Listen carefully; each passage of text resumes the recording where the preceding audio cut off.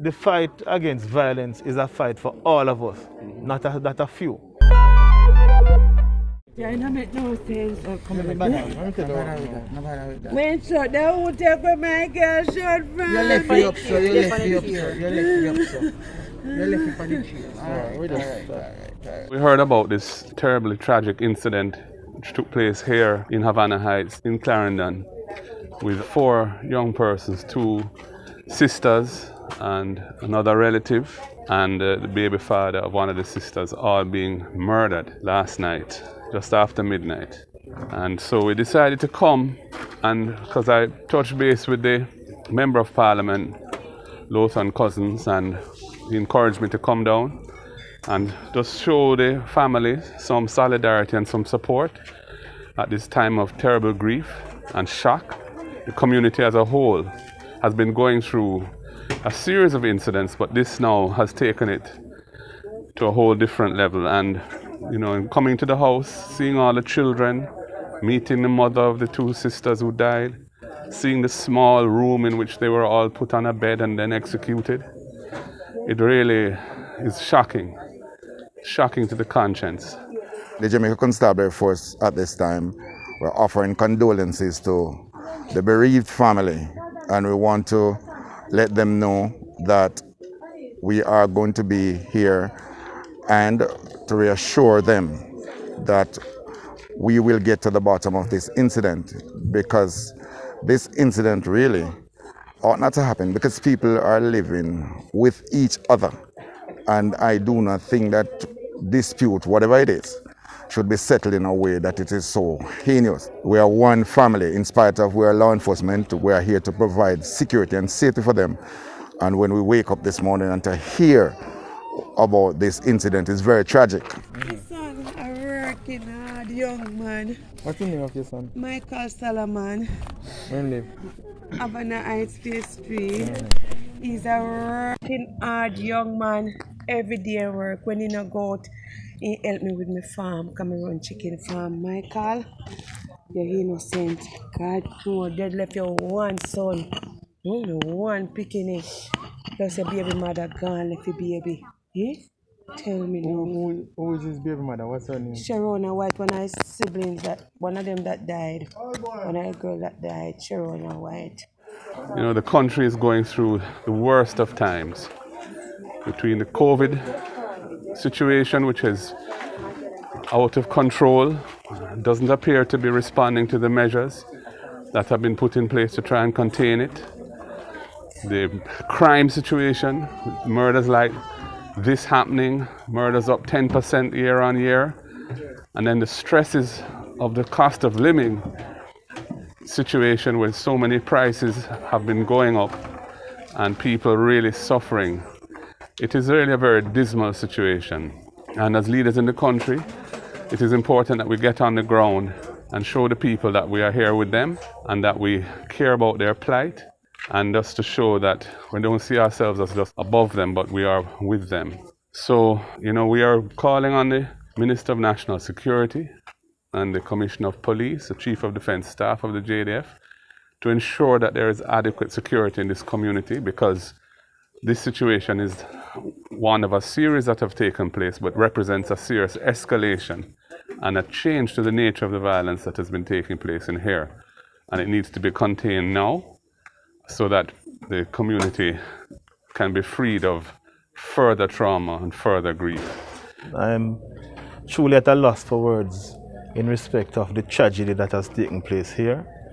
As the party leader and the leader of opposition would have indicated earlier, we are calling on the Ministry of National Security to increase the police presence in the space so that we don't have a repeat of what transpired. It is quite unfortunate that incidents of this nature are happening when we're supposed to have increased police presence in the spaces due to the fact that there's a curfew and the all-island lockdown would have started. We have to work together as a community, as a country, to ensure that we can sleep with our windows and doors open in the realest sense, and that it is not a fleeting illusion to be pursued but never attained. As a former Minister of National Security, I've been to many murder scenes, but it is few that have struck me as tragic as the scene we have here today.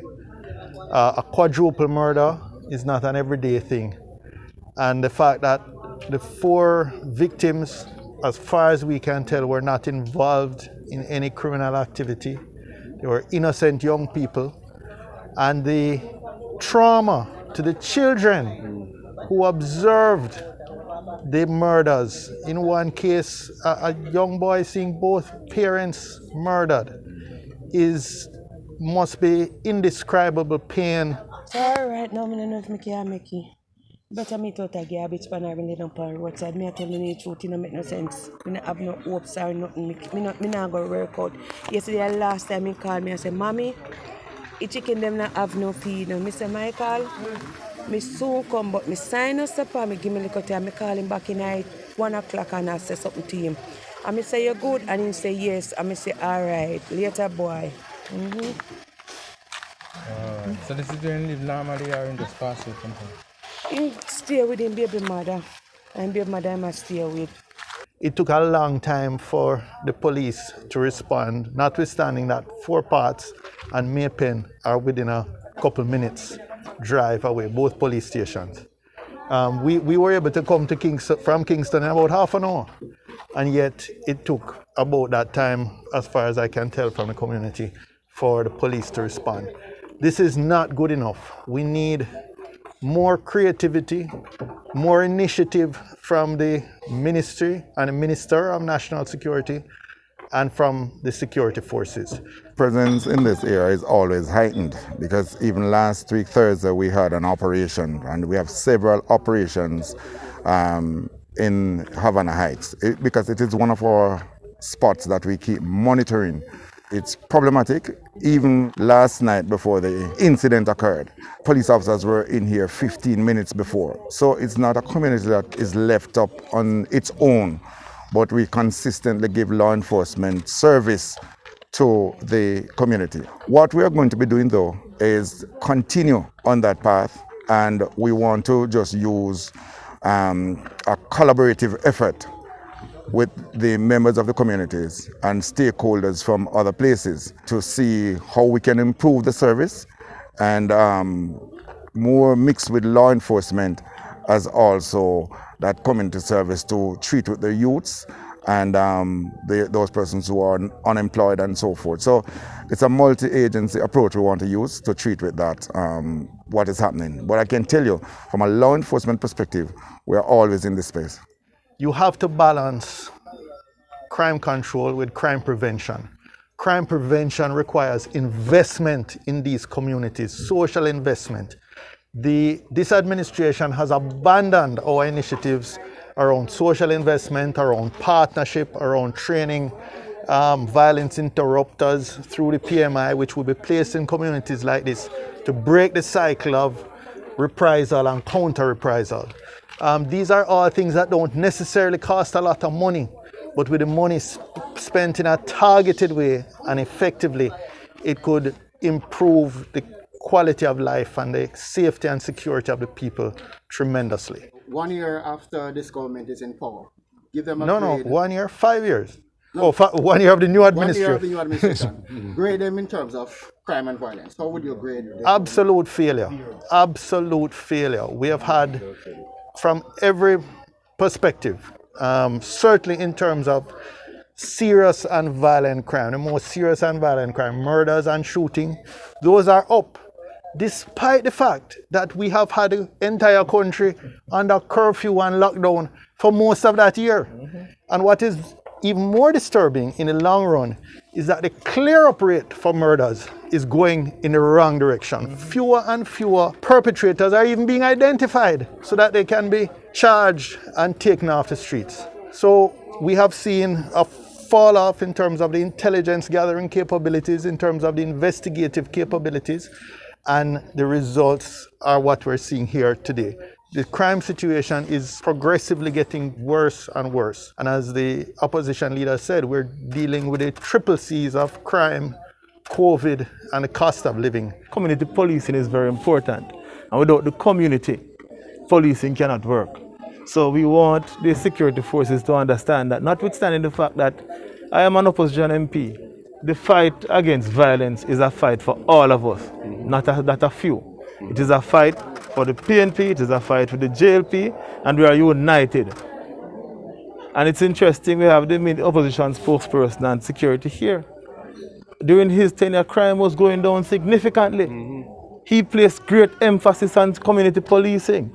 And that is where we went wrong. Because we are not placing the emphasis where it should be placed. Our priorities are misplaced. Building fancy police stations all across Jamaica is not going to lead to a downward trend in crime. Police stations in and of themselves is not the answer, it is not a panacea. What was happening between 2011 and 2016 that led to that serious decline needs to be revisited. And they need to consult with us because obviously they don't have the answer.